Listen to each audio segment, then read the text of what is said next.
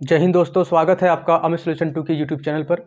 दोस्तों मैं आज स्टार्ट करूंगा ग्रामीण विकास और समाज की प्रैक्टिस सेट, जो बहुत ही महत्वपूर्ण क्वेश्चन होंगे दोस्तों। कुछ ऐसे क्वेश्चन जो एग्जाम में आ सकते हैं दोस्तों। जो मैं आज आपको क्वेश्चन करवाऊंगा, ऐसे ही टाइप के क्वेश्चन एग्जाम में पूछे जाने की संभावना बनी रहती है दोस्तों, क्योंकि 20-25 लाख लड़कों में आपको सिलेक्ट होना है। तो कुछ ऐसे क्वेश्चन की प्रैक्टिस करनी होगी जो एग्जाम में पूछे जा सकते हैं। बेहतरीन क्वेश्चन है दोस्तों। तो आइए स्टार्ट करते हैं। आज का जो पहला क्वेश्चन है, आपको व्हाइट बोर्ड पर दिख रहा होगा, ग्रामीण विकास समाज। तो आज का जो पहला क्वेश्चन है दोस्तों, वैश्विक खाद्यान्न उत्पादन में निम्न में देशों का सही क्रम क्या होगा। वैश्विक खाद्य उत्पादन में निम्न में से देशों का सही क्रम क्या होगा। तो आपका पहला ऑप्शन है चीन, अमेरिका, भारत। दूसरा है अमेरिका, चीन, भारत, या भारत, चीन, अमेरिका दोस्तों। तो ऐसे ही मतलब 2-4 देशों को आपको याद रखना होगा। सिर्फ एक देश से काम नहीं होगा कि कौन सा देश प्रथम पोजीशन पर है, उसे आपने याद कर लिया तो उससे काम नहीं हो पाएगा दोस्तों। अगर ऐसे क्वेश्चन आ गया तो फिर आप फंस सकते हैं। तो देखिए, चीन, अमेरिका, भारत, अमेरिका, चीन, भारत, या भारत, चीन, अमेरिका, वैश्विक खाद्यान्न उत्पादन में निम्न में देशों का सही क्रम क्या है। तो इसका जो राइट आंसर हो जाएगा दोस्तों, चीन, अमेरिका, भारत हो जाएगा। चीन, अमेरिका, भारत। चीन पहली पोजीशन पर है खाद्यान्न उत्पादन में, उसके बाद अमेरिका है, उसके बाद आपका भारत है। आइए दूसरे क्वेश्चन की ओर चलते हैं। दूसरा क्वेश्चन है कि वैश्विक कपास उत्पादन में निम्न में देशों का सही क्रम क्या है। वैश्विक कपास उत्पादन में निम्न में से देशों का सही क्रम क्या है। मैं ऐसे ही कुछ क्वेश्चन स्टार्ट में मैंने इसलिए रखा है क्योंकि ऐसे क्वेश्चन अगर पूछे जाते हैं तो आप फंस सकते हैं दोस्तों। तो अब देखिए, इसमें भी ऐसा ही है। भारत, यूएसए, चीन पहला ऑप्शन है। दूसरा है भारत, चीन, यूएसए। तीसरा ऑप्शन है चीन, यूएसए, क्यूबा। चौथा ऑप्शन है क्यूबा, चीन, यूएसए दोस्तों। अब जान लेते हैं कि वैश्विक कपास उत्पादन में निम्न में से किस देशों का सही क्रम क्या है। तो इसका जो राइट आंसर हो जाएगा दोस्तों, भारत, चीन, यूएसए हो जाएगा। भारत, चीन, यूएसए क्या हो जाएगा, भारत, चीन और यूएसए दोस्तों।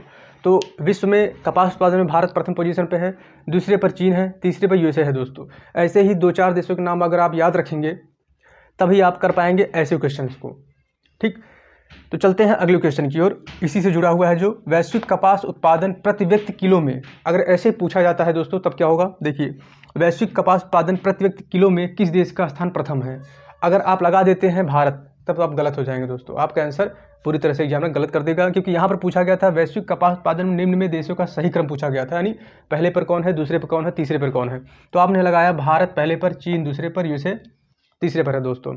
अब देखिए अब इसका क्वेश्चन ये क्या है, तीसरा वाला क्वेश्चन क्या है कि वैश्विक कपास उत्पादन प्रति व्यक्ति किलो में पूछ रहा है।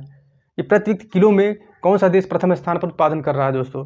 तो ऑप्शन देख लीजिए, चीन, भारत, यूएसए या ब्रिटेन दोस्तों। तो इसका जो राइट आंसर हो जाएगा यूएसए हो जाएगा दोस्तों। अब यहाँ पर यूएसए प्रथम पोजीशन पर, मतलब यूएसए जो है संयुक्त राज्य अमेरिका प्रथम पोजीशन पर है प्रति व्यक्ति कपास किलो उत्पादन में। प्रति व्यक्ति किलो उत्पादन में, कपास के उत्पादन में यूएसए जो है पहली पोजीशन पर है। अब यहाँ पर यूएसए थर्ड पोजीशन पे था। अब कितना उत्पादन करता है दोस्तों, देखिए भारत जो है 463,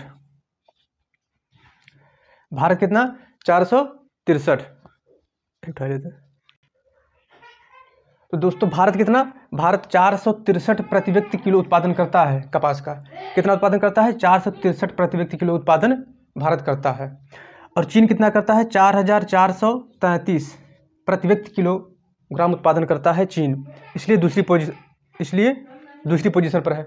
तीसरी पोजीशन पर है 10,962 प्रति व्यक्ति किलोग्राम उत्पादन करता है यूएसए, इसलिए ये पहली पोजीशन पर है दोस्तों। अब इसका सही क्रम अगर पूछा जाएगा, अगर इसी क्वेश्चन को दे दिया जाएगा सही क्रम में दर्शाइए, तो आपका फर्स्ट पोजीशन में यूएसए होगा, पहली पोजीशन में प्रति व्यक्ति किलो उत्पादन यूएसए होगा, दूसरे पे चीन होगा, तीसरे पे बाप का भारत होगा दोस्तों।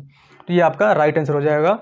वैश्विक कपास उत्पादन प्रति व्यक्ति किलो में किस देश का प्रथम स्थान है, यूएसए का है पहली पोजीशन पे, 10,962 प्रति व्यक्ति किलो उत्पादन करता है कपास का। तो आइए चलते हैं दोस्तों चौथे क्वेश्चन, चलते हैं अगले क्वेश्चन की। आपका अगला क्वेश्चन है रोजगार छतरी योजना का उद्देश्य। अगला क्वेश्चन है कि रोजगार छतरी योजना का उद्देश्य क्या है। आइए ऑप्शन देखते हैं, अनुसूचित जाति के गरीब व्यक्तियों का सर्वांगीण विकास, या अनुसूचित जनजाति गरीब व्यक्तियों का सर्वांगीण विकास, या पहला दूसरा दोनों, या इनमें से कोई नहीं दोस्तों। तो इसका जो आपका राइट आंसर हो जाएगा, अनुसूचित जाति के गरीब व्यक्तियों के सर्वांगीण विकास के लिए रोजगार छतरी योजना को माननीय योगी आदित्यनाथ जी ने उत्तर प्रदेश से 18 जुलाई 2020 को लॉन्च किया दोस्तों। उत्तर प्रदेश की योजना है, योगी आदित्यनाथ ने 18 जुलाई 2020 को इसको लॉन्च किया। इसका उद्देश्य है रोजगार छतरी योजना का कि अनुसूचित जाति गरीब व्यक्तियों का सर्वांगीण विकास करना दोस्तों। अगला क्वेश्चन है कि सरयू नहर राष्ट्रीय परियोजना से किस जिले को लाभ नहीं होगा। सरयू नहर राष्ट्रीय परियोजना से किस जिले को लाभ नहीं होगा? तो पहला ऑप्शन है बहराइच, दूसरा है बलरामपुर, तीसरा है श्रावस्ती, चौथा है बरेली दोस्तों। तो प्रधानमंत्री नरेंद्र मोदी जी ने बलरामपुर से सरयू नहर राष्ट्रीय परियोजना का शिलान्यास किया दोस्तों। इसका जो राइट आंसर हो जाएगा बरेली। बरेली को इस योजना से लाभ नहीं होगा। सरयू नहर राष्ट्रीय परियोजना से किस जिले को लाभ नहीं होगा? तो बरेली को लाभ नहीं होगा, बाकी बहराइच, बलरामपुर, श्रावस्ती को लाभ होने वाला है दोस्तों। अगला क्वेश्चन है कि लेखपाल, छठवां क्वेश्चन है लेखपाल के प्रशिक्षण का संबंध किस राजस्व अनुभाग से है? टोटल कितने राजस्व अनुभाग है दोस्तों? तो 19 है। तो लेखपाल के प्रशिक्षण का संबंध किस राजस्व अनुभाग से है? तो ऑप्शन देखिए, राजस्व अनुभाग 4, राजस्व अनुभाग 8 या राजस्व अनुभाग 1 या राजस्व अनुभाग 5 दोस्तों। इसका जो राइट आंसर हो जाएगा आपका राजस्व अनुभाग 4 इसका सही उत्तर होगा। लेखपाल के प्रशिक्षण का संबंध किस राजस्व विभाग से है? राजस्व विभाग 4 से है दोस्तों। अगला क्वेश्चन है कि निम्न फसलों में गन्ना की कौन सी किस्म नहीं है दोस्तों? बताना है कि निम्न फसलों में गन्ना की कौन सी किस्म नहीं है। आइए ऑप्शन देखते हैं। ऑप्शन है को 1148 या को 1158 या BO 99 या BO 54 दोस्तों। क्या होगा इसका? को 1148 होगा। गन्ना की इनमें कौन सी किस्म नहीं है? तो किस्म देखते हैं, को 1148, को 1158, BO 99 या BO 54। तो दोस्तों इसका जो राइट आंसर होगा BO 54। BO 54 गन्ना की किस्म नहीं है दोस्तों। बाकी को 1148, को 1158, BO 99 गन्ना की किस्म है, लेकिन BO 54 नहीं है दोस्तों। तो आप कमेंट बॉक्स में कमेंट करके बताइए कि BO 54 किस फसल की किस्म है दोस्तों। ठीक है, आइए अगले क्वेश्चन की ओर चलते हैं। अगले क्वेश्चन की ओर। अगला क्वेश्चन है कि देश के प्रदूषित शहरों में यूपी के कितने शहर हैं दोस्तों?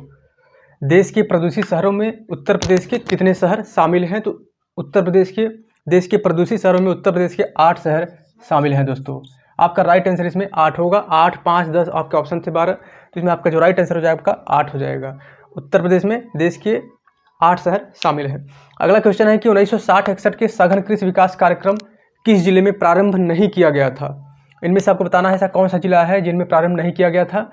1960-61 में सघन कृषि विकास कार्यक्रम किस जिले में प्रारंभ नहीं किया गया था? आपका ऑप्शन है तंजौर, संभलपुर, लुधियाना और छत्तीसगढ़। तो इसका जो राइट आंसर हो जाएगा दोस्तों आपका छत्तीसगढ़ हो जाएगा। ठीक है, इससे पहले मैंने आपसे क्वेश्चन पूछा था कि B54 किस फसल की किस्म है? तो वो आपकी सरसों की किस्म हो जाएगी B54। अगला क्वेश्चन है कि हैदरपुर वेटलैंड किस जिले में स्थित है? तो हैदरपुर वेटलैंड किस जिले में स्थित है? तो आपका ऑप्शन है बिजनौर, दूसरा है बरेली, तीसरा है कानपुर, चौथा है आगरा।